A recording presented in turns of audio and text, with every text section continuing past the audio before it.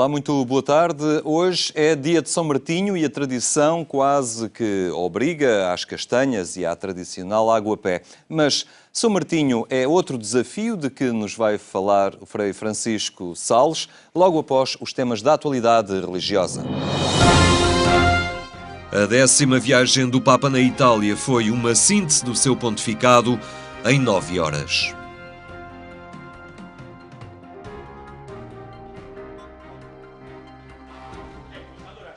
O Papa Francisco começou esta terça-feira em Florença com 60 pessoas ajudadas pela Caritas nesta cidade italiana, entre os quais vários estrangeiros, no âmbito da visita que realizou à Toscânia. O Papa não quis qualquer privilégio, pelo que recebeu o bilhete de entrada do refeitório e comeu em pratos de plástico, como todos os outros, no centro de uma grande mesa onde foi servido o almoço para todos. Antes, Francisco tinha-se encontrado com representantes do mundo do trabalho na cidade de Prato, discursando em defesa do emprego digno e contra o cancro da corrupção.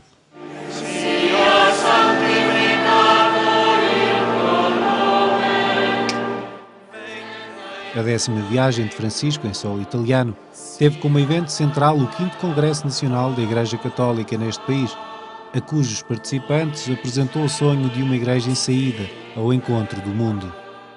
Desidero uma chiesa lieta col volto di mamma che comprende, accompagna, accarezza.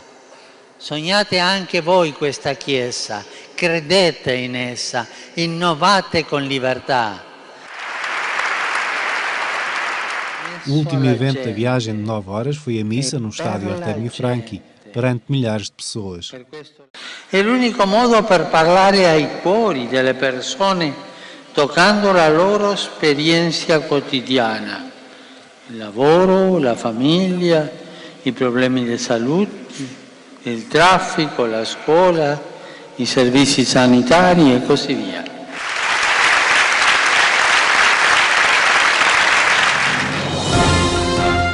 Não vos conformeis, transformai-vos. Foi este o desafio do Fórum Ecuménico Jovem que levou a Castelo Branco mais de 200 jovens. Já são 17 anos de caminho. O Fórum Ecuménico Jovem voltou a atrair muitos jovens que viajaram de todo o país até Castelo Branco. São metodistas, lusitanos ou católicos e nestas ocasiões ultrapassam as diferenças e valorizam o essencial. Cada um deles vive tantas vezes à sua maneira, ou no seu movimento, no seu grupo, na sua igreja. Aqui vivemos a comunhão e de perceber como em comunhão nós também nos apresentamos naquilo que somos. Há pontos que se ligam, há momentos de igualdade, oração em conjunto e tudo daqui saímos mais enriquecidos precisamente com a presença de Cristo no meio de nós. Na diversidade de dons encontramos todos esta força do mesmo Deus que nos convoca e que nos envia para esta missão. Este Fórum Ecuménico Jovem aqui em Castelo Branco este ano, 2015, com este belo tema Não vos conformeis, transformai-vos, demonstra a importância de como queremos transformar o mundo, como é que cada um de nós, sendo cristão, pode ser este fermento, pode ser este sal da terra, pode ser esta luz no mundo capaz de irradiar esperança. Uma experiência de unidade que ajuda a ultrapassar barreiras que o passado e a história foram edificando. Eu penso que os jovens são aqueles que são capazes de desfazer alguns preconceitos e atirar com muros abaixo e barreiras se existem, porque eles têm uma disponibilidade interior maior para isso e para gerar a amizade entre eles e para contribuírem para este caminho da unidade pela qual rezamos e que muito ansiamos e que está a fazer o seu caminho, se vai trilhando o caminho até chegar lá. Abrir-nos ao ecumenismo, no fundo, é abrir-nos à diversidade e à medida que nos abrimos, vamos nos comprometendo. Precisamos de fazer a experiência ecuménica para também nos comprometermos ecumenicamente. E é isso que acontece no FES, é isso que acontece também na Semana de Oração pela Unidade dos Cristãos. Não é apenas a prática de algo que está calendarizado, é uma descoberta, é uma vivência e é uma experiência que se faz, que depois também se torna fonte para novas experiências. Vários workshops mostravam campos de ação solidários, partilhas diversas e vivências de espiritualidade que interpelavam os jovens para além da sua identidade nas igrejas cristãs. Respostas sociais, voluntariado missionário, sem esquecer um tempo de partilha sobre o sofrimento dos cristãos em diversas partes do mundo. Um dia diferente que merece mais réplicas. É importante que todas as confissões religiosas cristãs estejam focadas nisso. E, portanto, é interessante nós também a capacidade de podermos estar em comunhão juntos. E também não deixa de ser interessante as diferenças, porque agora num grupo em que estive fui questionado porque é que alguns cristãos deixam a Igreja Católica para ir para a Igreja Evangélica. Eu tive a oportunidade de falar, de dar alguns exemplos e, portanto, esta partilha também penso que enriquece um lado e outro. É um momento de partilha, de convívio. Também é sempre bom conhecermos outras realidades que são diferentes da nossa e faz com que nós mesmos também levemos alguma coisa para as nossas realidades. Os responsáveis garantem que este fórum já se prolonga em muitas outras ocasiões, desde o oitavário pela unidade dos cristãos, à gravação de CDs que são cantados nas igrejas católicas e do Conselho Português das Igrejas Cristãs. E que todos juntos nos unimos para cantar e tocar e gravar. Já organizámos uma peregrinação ecuménica à TZ, já organizámos um campo ecuménico de férias na Casa do Telhal, dos Irmãos São João de Deus. Enfim, há um caminho que está mais ou menos cimentado. E o facto de, mesmo mudando de terra, termos sempre entre 200 e 300 jovens que aderem a este fórum ecuménico, e alguns deles vieram de muito longe e levantaram-se às 5 da manhã para estar aqui, já diz bem da importância que este momento e este evento tem no calendário de alguns jovens cristãos pertencentes a diferentes igrejas. Desde 1999 que esta iniciativa se tem afirmado como um contributo essencial para trabalhar entre as novas gerações de diferentes itinerários cristãos, o respeito e a capacidade para trabalhar em conjunto.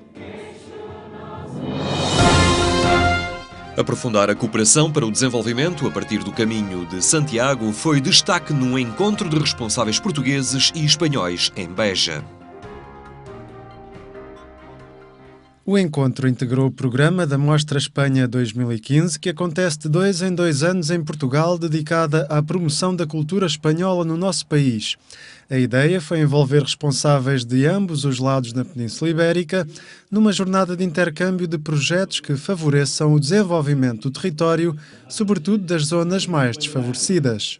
O Caminho de Santiago tem mostrado que para regiões do interior, regiões do mundo rural, para territórios, digamos, de baixa densidade populacional e que por vezes enfrentam uma crise demográfica significativa que se reflete em muitos outros aspectos, no fundo territórios que vão morrendo, este Caminho de Santiago pode ser um incentivo muito significativo. Ou seja, a passagem dos peregrinos desenvolve as economias locais, ajuda a conservar o património, particularmente os monumentos, as paisagens, os próprios centros históricos beneficiam muito disto, e além disso é também uma via de escoamento dos produtos regionais muito significativa. Talvez a sua o que tem maior peso neste domínio, no entanto, seja a possibilidade de quebrar com o isolamento, que hoje se faz sentir em muitos destes espaços e que naturalmente a circulação das pessoas é um sinal de esperança, é um sinal também de fé num futuro. O Caminho de Santiago tem como meta Compostela, na Galiza, Espanha, onde, segundo a tradição cristã, está sepultado o apóstolo São Tiago, um dos companheiros de Cristo. É sobretudo um itinerário de fé, convida a uma experiência espiritual, introspectiva, mas também um percurso cada vez mais procurado pelas pessoas para o contacto com a natureza e com o património. O Camiño de Santiago, na actualidade, temos que diferenciar dous ámbitos ou dous elementos.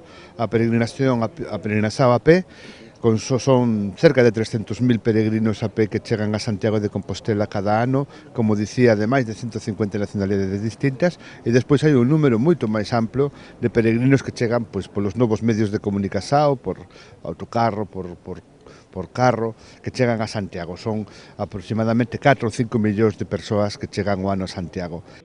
Um número crescente de peregrinos que motiva a criação de estruturas de acolhimento às pessoas de forma coordenada entre Portugal e Espanha. O importante é que teñamos a concepción do camiño, dunha concepción unitaria do camiño. É o mesmo camiño que percorre as rutas portuguesas que chegan a Galiza e que chegan a España. E temos que ter unha xestión máis ou menos unitaria ou máis ou menos coordinada dese camiño. As sinaléticas, os elementos de atención aos peregrinos, os albergues, as dotacións de servizos para os peregrinos teñen que ser similares porque o peregrino percibe como un todo e as nosas dimisións administrativas non deben contribuir a impedir esa visión completa. O Caminho de Santiago está reconhecido desde 1987 pelo Conselho da Europa como o primeiro itinerário cultural do velho continente. É considerado ainda pela Unesco como Património da Humanidade nas rotas que atravessam Espanha e França. O objetivo passa por colocar também a rota portuguesa num lugar de maior destaque. Claramente, o percurso que vamos realizar vai no sentido de uma internacionalização do caminho português e que este caminho português também como um parceiro válido de outros caminhos. Naturalmente que, embora aqui a realidade peninsular seja a preponderante, hoje há que perspectivar outras, até porque grande número dos peregrinos vêm do Brasil, dos Estados Unidos, do Japão, da Austrália. Ou seja, esta é uma realidade global, o que nos obriga também a um esforço de interpretação, de acolhimento e de disponibilidade para, no fundo, orientar quem procura os nossos territórios muito maior do que aquele que tem existido. Atualmente, a União Europeia coloca à disposição fundos comunitários para este tipo de projetos transfronteiriços. Esta será uma das vias para que a valorização do Caminho de Santiago, que liga Portugal e Espanha, seja cada vez mais uma realidade.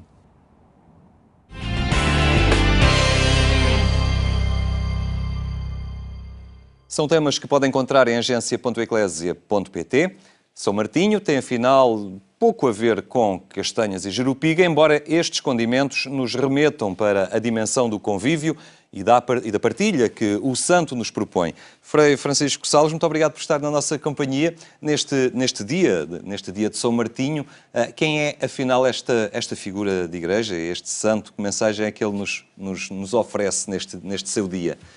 Bom, São Martinho, de facto, é uma das grandes figuras dos santos da igreja do início, portanto, do século III, IV, em que nós encontramos nesta figura verdadeiramente, podemos dizer, o expoente máximo da santidade, o expoente máximo de uma paixão pelo anúncio do Evangelho de Jesus Cristo. Por isso ele é um grande missionário, um grande evangelizador. Podemos dizer que ele é o evangelizador da Gália, portanto, a atual França, e apesar de ele não ser natural daquela área geográfica da Europa, e é um santo que dedicou toda a sua vida para poder passar a mensagem através de um serviço de caridade e de serviço aos pobres, sendo ele passando por diversas etapas, tendo sido militar, tendo sido monge, depois sacerdote e mais tarde bispo, portanto, teve sempre esta paixão pelos pobres.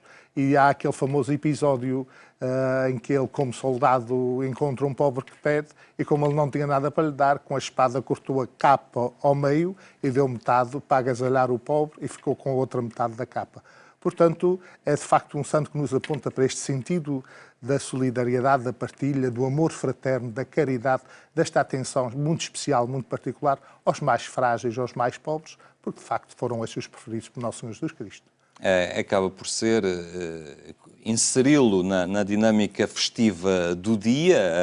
Há aqui também elementos de convívio, elementos de aproximação, também de partilha que as pessoas fazem à volta destes produtos que são, afinal, os produtos típicos desta época. Exatamente. Portanto, nós, como celebramos o São Martinho neste dia 11 de novembro, podemos dizer que estamos a nível cíclico. Hoje, talvez, na nossa cultura moderna já não tenha tanto sentido assim, mas noutros tempos era o tempo do fim das colheitas, depois do tempo de começar as provas dos vinhos, depois das vindimas, em setembro, outubro, a prova dos vinhos, de vendo e corrigindo, portanto, os vinhos, e por isso está muito ligada a esta dimensão da celebração de fim de colheitas, de princípio de outono, podemos dizer assim, e tem esta dimensão festiva. E eu penso, na minha perspectiva, não é só o São Martinho, mas toda a celebração religiosa deve ter esta dimensão festiva e de partilha, porque o mistério da nossa fé é o mistério da festa da vida. E fazer festa é precisamente celebrar esta vida, que para nós, crentes, é um dom de Deus. E, de facto, esta partilha das castanhas, do vinho e de outras realidades, porque depende muito das áreas geográficas do nosso país. Em alguns sítios bebe-se apenas água a pé, noutros bebe-se vinho, noutros bebe-se jurupiga, noutros bebe-se bagaço com as castanhas. Portanto, eu penso que é das coisas mais bonitas que nós temos na nossa cultura portuguesa é esta dimensão festiva, comunitária, de manifestar verdadeiramente não só a partilha, mas também a fraternidade. Portanto, numa dimensão de que verdadeiramente podemos viver numa fraternidade, porque Deus é Pai de todos. E num tempo como o nosso, em que se vive verdadeiramente muito centrado numa cultura egoísta, muito centrado a pessoa em si mesma, penso que é um exemplo, um modelo que pode nos ajudar a ultrapassar, digamos, esta realidade. E é interessante que essas tradições não ficaram apenas em Portugal. Os nossos imigrantes que partiram levaram. Eu há dias estive em França e fiquei impressionado, portanto, as pessoas nas comunidades a preparar os magustos do São Martinho, porque tradicionalmente começam nos Santos, não é? Nós temos mais a tradição do São Martinho, mas a partir dos Santos começam a acontecer os magustos e fiquei também impressionado por ver carrinhas carregadas de castanhas que vão diretamente de Portugal para lá vender à porta das igrejas, portanto, junto às comunidades portuguesas. Isto manifesta, de facto, a grandeza, digamos, desta dimensão, desta partilha, desta fraternidade e a importância que tem, portanto, esta celebração do São Martinho. É verdade que, na Idade Média, São Martinho era um dos santos mais populares, foi sempre o santo mais popular em França.